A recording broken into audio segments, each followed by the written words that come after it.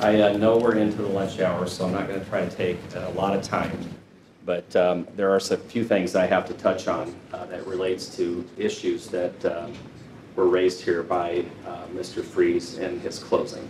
So the first thing I want to do is talk about investigation. There was an allegation here that there was a pressure to close the case. The officers that worked this case, Agent Valletta, other agents from the DCI that worked this case, worked every angle, worked every lead. There's pressure to close any case whenever they have somebody, particularly like Mollie Tibbetts or any other person who's been the victim of a violent crime. But the pressure to close the case doesn't mean they go out and create their own evidence. If that were true, why wouldn't they just go ahead and do that right at the beginning? Go point the finger at somebody else. You know, do something, create something, plant something. That's not what they did, right? They go and chase the leads. They look at Mollie's inner circle, right? They look at Dalton. They look at people who know her. They search 622 West Des Moines. They're looking for signs of violence, signs of breaking and entering, things of that nature. They don't find it, right? They're trying to shake this tree as hard as they can to see if there's any leads that fall, and there's not. Until when? Until they get the video, right? That's the lead that breaks this case. They follow it. They find the defendant, right? They bring him in. He makes the admissions he makes. The blood is in the trunk. What are the officers supposed to do? Start looking at Ron Pexa? Start going out and just checking other people to see if maybe, you know, they had something to say about it? I mean, come on. The officers in this case, the agents in this case, the deputy sheriffs, the FBI agents, all of the people who were involved followed the evidence. And that's what we're asking you to do. The defendant was not targeted. That's a word that Mr. Freeze used. The defendant here was not targeted, all right? The evidence led officers to him. The video evidence led officers to Christian Bahena Rivera. They didn't target him. He targeted himself by becoming involved in this. No knife. I think he's mentioning this from 622 West Des Moines and the weapons. It's not a crime scene. And by the way, there's no evidence that Blake Jack or Dalton Jack are involved. Goodness, they ran Dalton Jack to the ground in this case. They interviewed him multiple times. They looked at him, right? They found out what his history was, what his, that he'd had this brief fling with another girl named Jordan. And by the way, when you're 18 years old, it's not like I've been married 32 years and I got 3 kids, okay? That'd be a lot different, let me tell you, okay? But he's a kid, right? What do if you're not getting along with your girlfriend? You break up with her, right? You don't take her out in the country and stab her to death. Does that make sense to you? Goodness.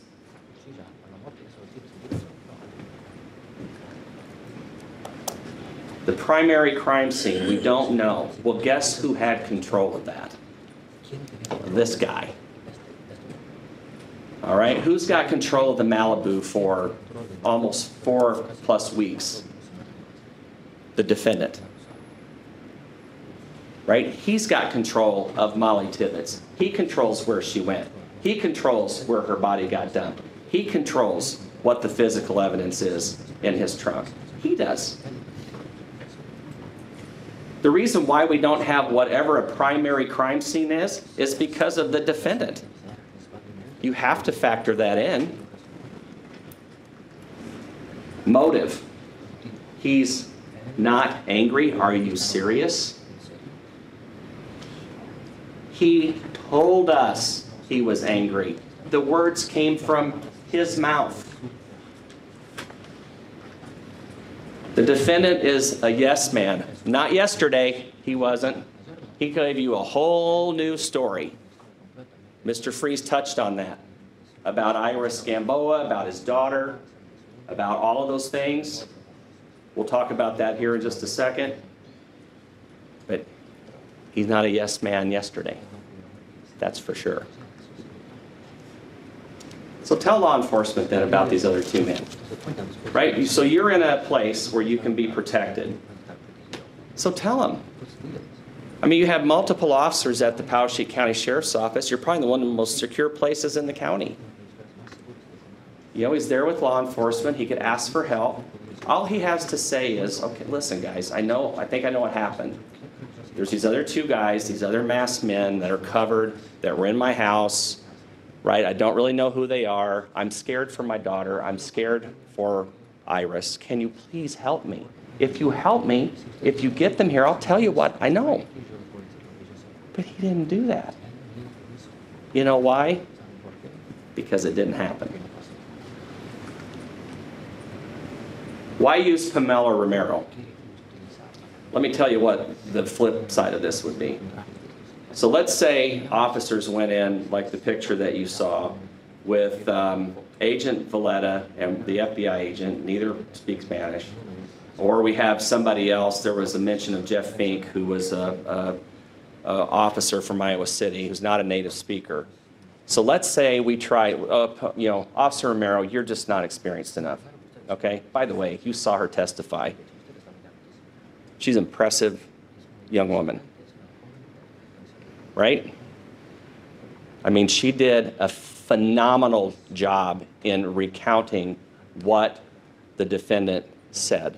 The whole interview is in Spanish, but why not take advantage of a native speaker? Why not do that? Then we have a clean conversation. It's not going through an interpreter. You know, there's none of that. You have it, and she can then come out and say, this is what he said. That's why we didn't show you the video. It's in Spanish. Doesn't that make sense? If we had used Officer Fink, or if we had used Agent Valletta, then it would be, oh, hey, wait a second. Didn't they have a native speaker right there? Why not use Officer Romero? We know she's not experienced, but why not use her? The flip would just be true. But the officers chose to use the native speaker that knew Spanish, that was her first language, so she could understand what the defendant was telling her and relay that to investigators. You know, he wasn't so worn down that he couldn't lead them to Mollie Tibbetts. That's true. Yeah, he does. They give him rest, by the way. I think Officer Romero talks about 9 times that they took breaks during the day. So it's not like an 11-hour interview where he's got somebody in his grill the whole night. I mean, he's sitting there at a table. He does get a chance to take a break. He gets a chance to eat. They're good to him in that sense. They are asking him hard questions, which I would hope officers would do under these circumstances. Dalton Jack, listen, Dalton Jack was in Dubuque, okay? He was working there actually the day before. I think he was in Iowa County working. That's what his boss said this morning. But Dalton Jack is in Dubuque.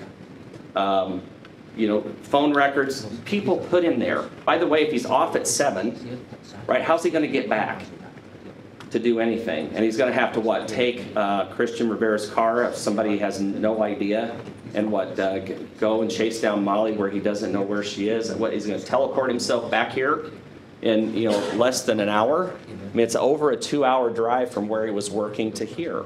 Plus, he had no reason. No reason.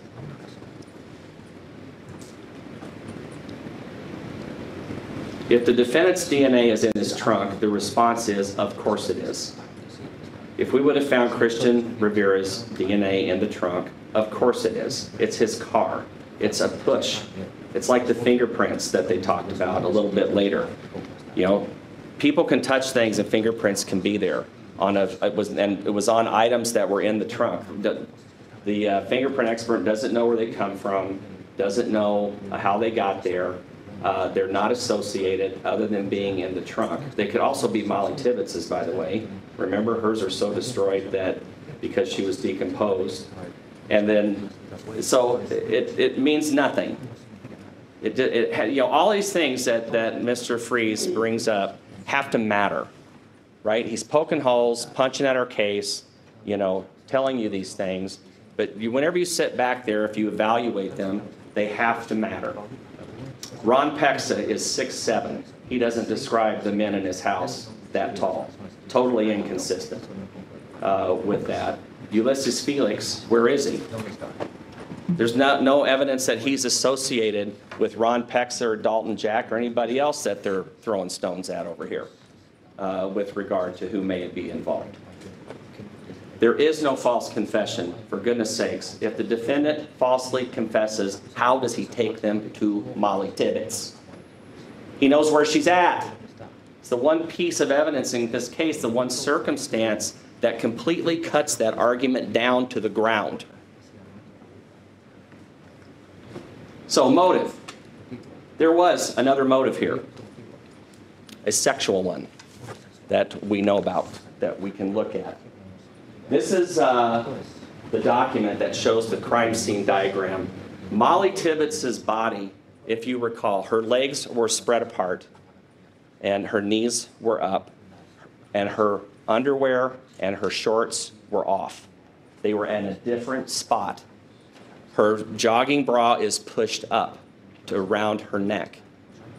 All right? The defendant says that he left her with her clothes on. That is clearly not true. The defendant says, before we get to that, he also says in his interview that she is hot or attractive. The way that it was interpreted by Romero was that the Mollie Tibbetts, that he said that she was hot. That's why he was encountering her, because he found her attractive. That's why he chased her down. That's why he stopped on the road, right? He saw a pretty girl, and it drew his attention. Mollie is found with no shorts or underwear. Her jogging bra, like I said, is pushed up around her neck, and her legs are spread apart. That would all suggest a sexual motive here. Guess who does not have a sexual motive? Dalton Jack or anyone else that's been raised here by the defense. The defendant wanted to encounter Mollie Tibbetts by his own admission because he said that she was hot or attractive.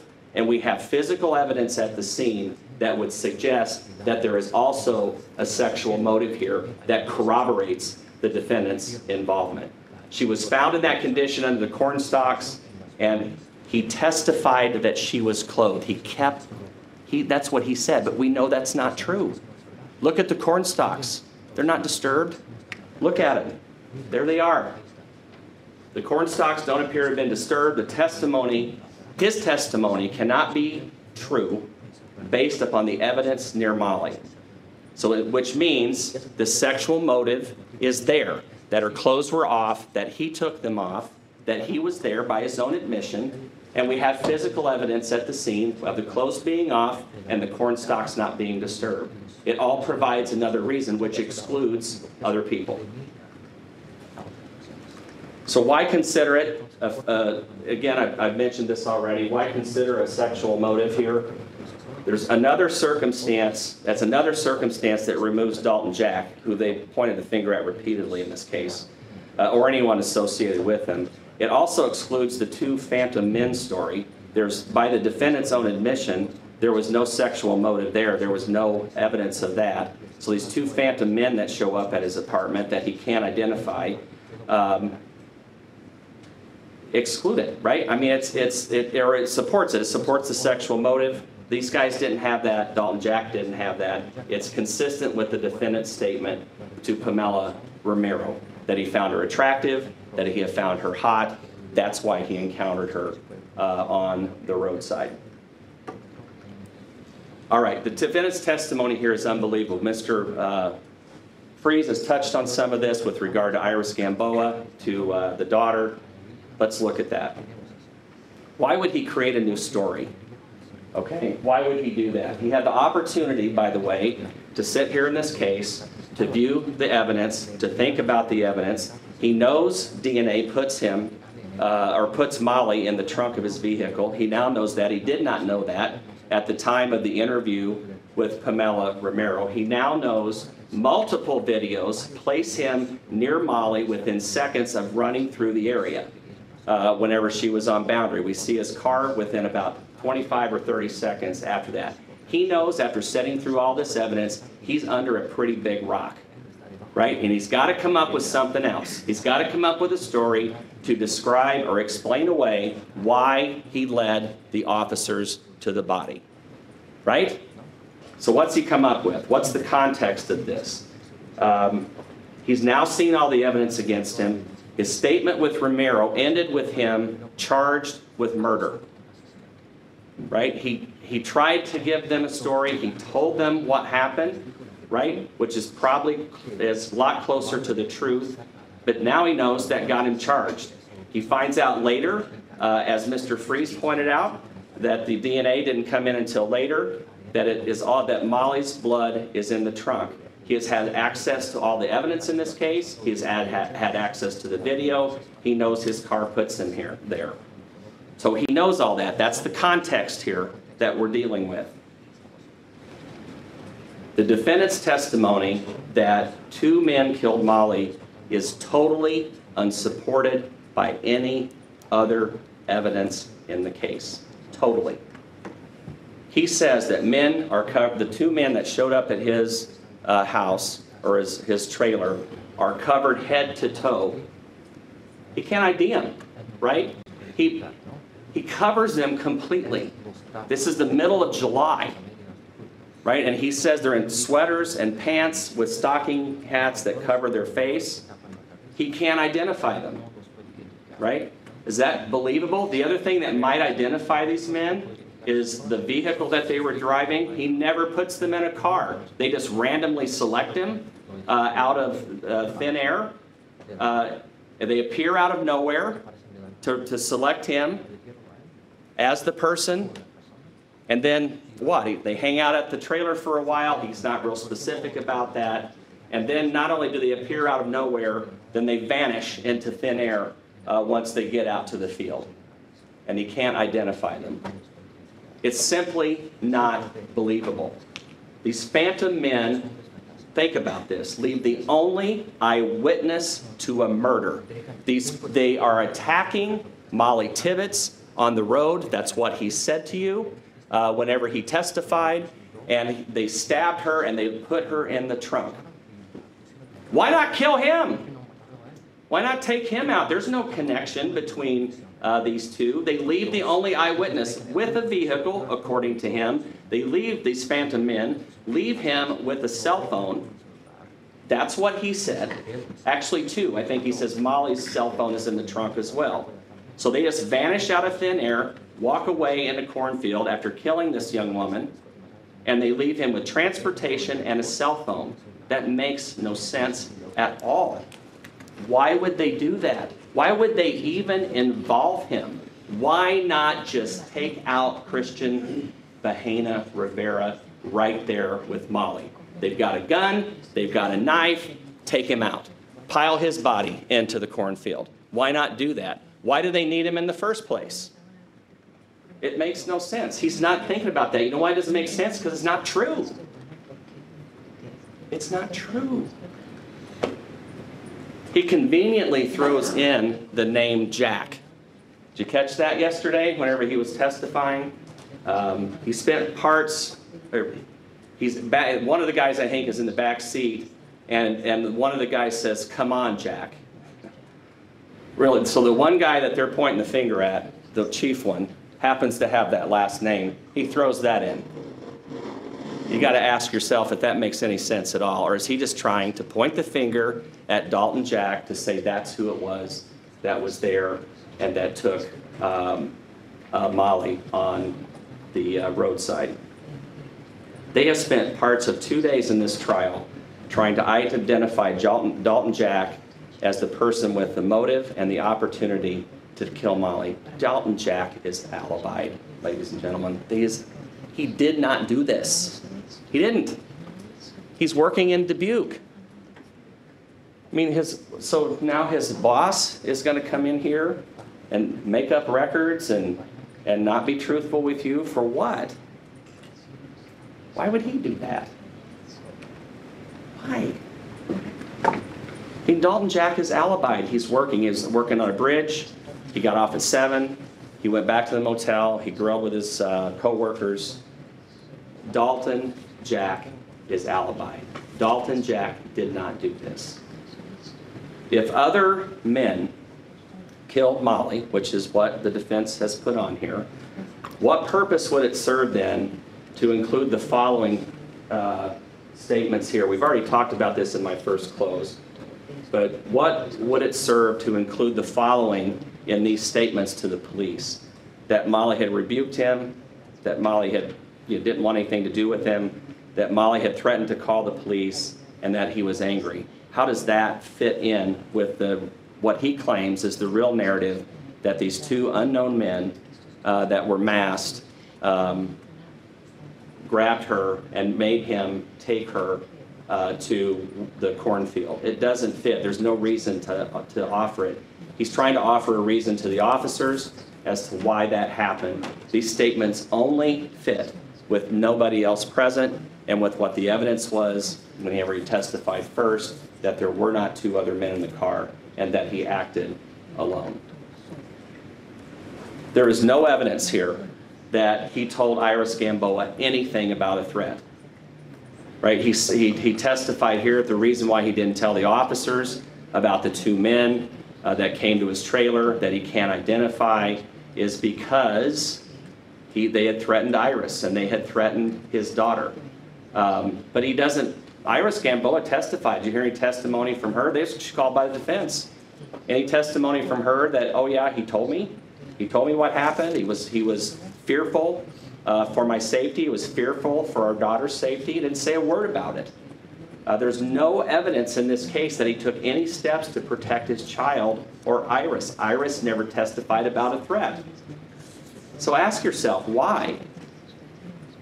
And my suggestion is, it didn't happen. There was no threat. There were no two men. He's made these men up.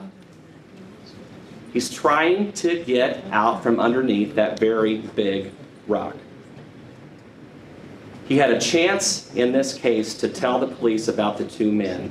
He chose not to do that if you're taking any of his statements as true that he testified to yesterday. The sheriff's office is a well-protected place. He had a chance to tell the officers that. He was even encouraged multiple times by Officer Romero. Is there more? Is there more? Right? She keeps coming back to him. Right? He has plenty of opportunity to do it, and he chooses not to do that. Why did he choose not to do that? He claims to protect his daughter and his girlfriend, who he had his daughter with. The best place to get that protection would be from the police. And he didn't do it. You know why he didn't do it? Because it did not happen that way. That's what it proves. All right.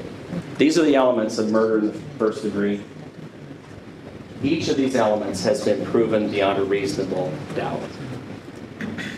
All of the evidence here points to one person, and that is the defendant, Christian Bahena Rivera. No one else had a reason to kill Mollie Tibbetts. His reason is not a good one, like I said before. When would it ever be a good idea, or you would ever have a good reason to kill somebody in this way? But that's what happened, and he told us that's what happened. He was angry, he was rejected, and he got angry at her, and he killed her over it. That's what cost Mollie Tibbetts her life. The video, the confession, and the physical evidence in this case tell the story.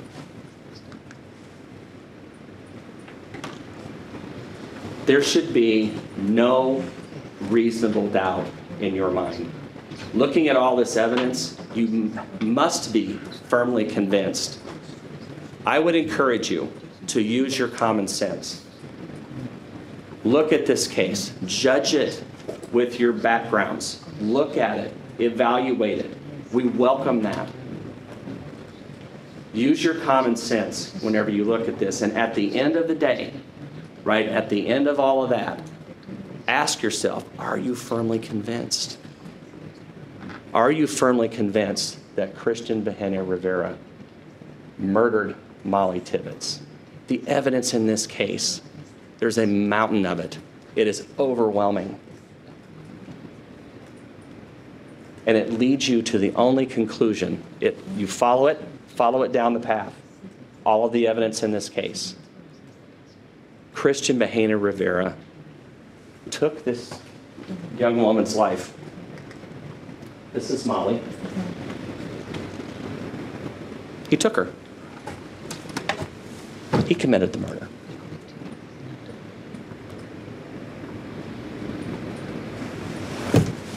Why? Why would this happen?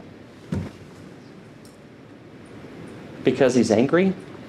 Because he wants to have some sort of relationship with her? Because he finds her hot or attractive? Goodness. That's what happened.